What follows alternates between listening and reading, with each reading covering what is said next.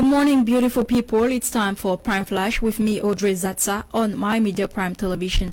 The people of Ikiriwindi in Kumba, Meme division of the country woke up to a sad news as 5 members of the same family are said to have died of food poisoning, according to corroborating sources, while the woman was cooking fufu corn on the fireside, a substance used as an insecticide on maize kept in a basket hanging over the fireside dropped into the pot of fufu. Same thing happened as the woman, unaware, put the pot of soup on fire. After consuming the meal, the woman, her neighbor, husband, and 2 children have given up the ghost, with other victims of this food poisoning currently receiving medical care in Kumba Hospital. At least 5 family members are said to have perished in a road accident alongside the Douala Yaoundé neighborhood. Reports say they were returning from a burial ceremony in the Nyongankele division center region of the country when the driver lost control of the vehicle. The exact cause of the accident is still to be determined. Cameroonians and most especially music fans from all over the world are still in shock after the announcement of Nkoti Francois' demise. Makossa legend and leader of a renowned group Black Style, Nkoti Francois died yesterday in the Douala General Hospital after an operation, Desto, as he was referred to by his colleagues and fans all over the world. Celebrated his 50 years of musical career recently and published an autobiographical book that traces his long and rich musical career.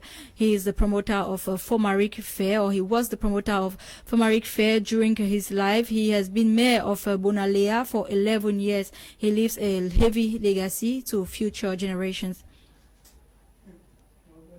The population of Bakingili village have expressed dissatisfaction on the slow pace at which the government is handling the dubbed elephant crisis, a crisis which is said to have caused huge material and human damage to the Bakingili population, as Kuma Honore tells us.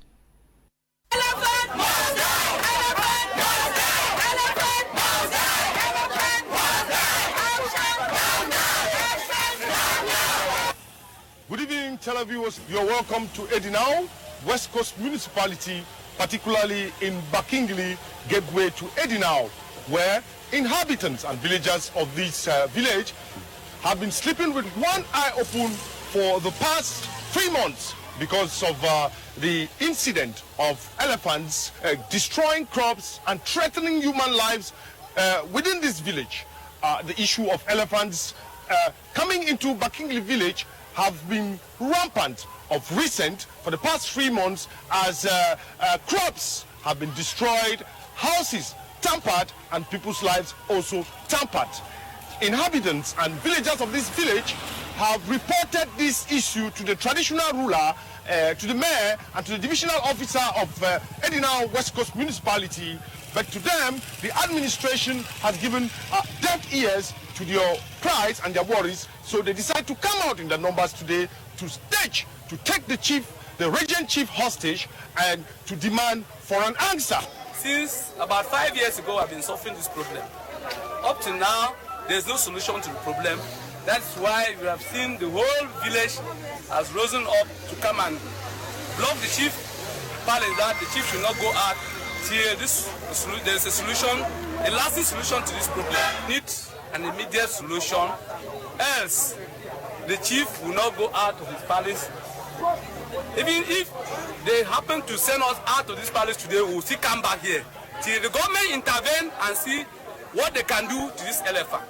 I don't see any reason why we should prefer animal to human being. Look at our children. It's not actually easy with us here.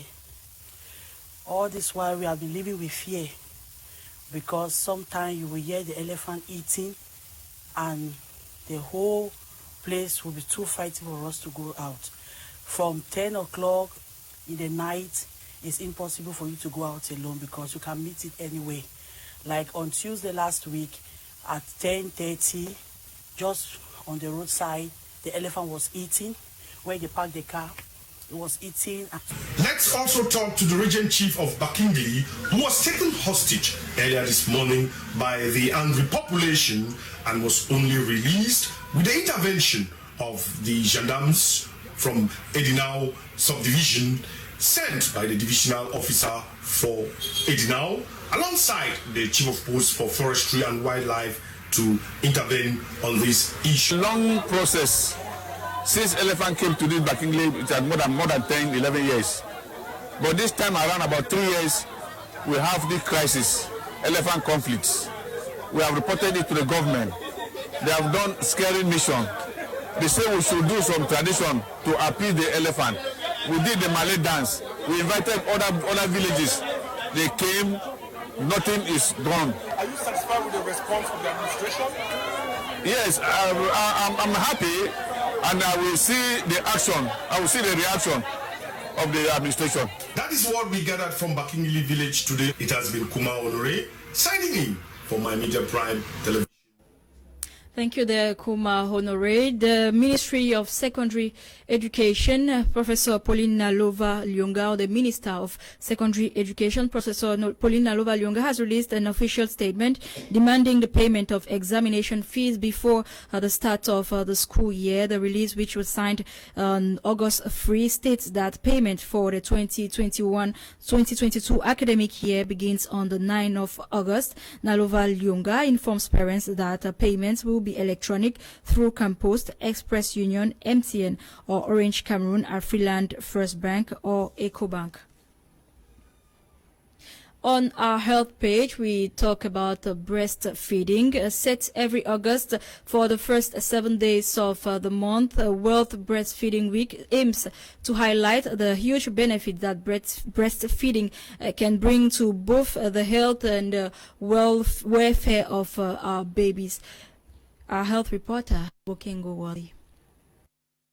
On August 2, 2021, over 600 medical personnel of the 2013-2020 batch of the universities of Boya, Bamenda, Douala, and Yaoundé staged a protest in front of the Ministry of Public Health in Yaoundé. Medical doctors, pharmacists, and dental surgeons from these state universities expressed anger over the fact that they have not been integrated into the public service since their graduation in 2020. They brandished placards with messages like, "After 7 years of training, what are we doing in the quarters? We want our integration into the public service." The presence of the Defense and Security Forces stopped these medical personnel from further airing their grievances. According to the Erode health personnel, several appeals from them to those in charge of their department at the Ministry of Public Health in Yaoundé have yielded no fruit. They reiterate on the fact that officials of the Ministry of Public Health told them that their requests were channeled to the wrong quarter, as it was supposed to be sent to the Prime Ministry. Though these learned health personnel wonder why the government is not applying its text, which say upon leaving any state medical school, immediate integration into public service is paramount and guaranteed. They, at the end of the day, drafted a request for an audience with the Prime Minister, Chief Joseph Diongute, with the hope that a solution for their problem will be met in the shortest time possible.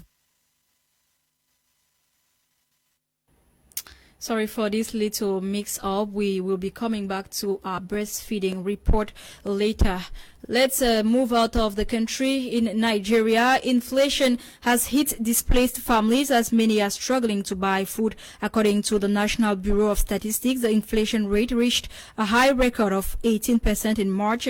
Those who have fled the conflicts are the most vulnerable and have fewer resources as they can no longer afford to support themselves. To come to their aid, the International Center for Investigative Reporting has provided them with microcredits to help set up their own petty businesses. After more than a decade of fighting, more than 2 million people are reportedly displaced in the northeast, making the area one of the most complex humanitarian emergencies.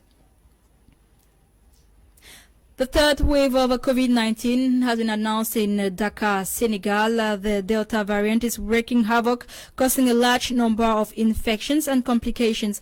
In Yoff, the capital's largest cemetery, burials are taking place every day, and in the Christian cemetery, the feeling is the same, but the number of deaths due to the COVID-19 is still underestimated. Nationwide, nearly 60,000 cases of coronavirus have been detected since the pandemic began. Last month, only a few positive cases were reported each day. In July, a daily peak of 1,700 cases was recorded. That was it, ladies and gentlemen, for today's edition of Prime Flash.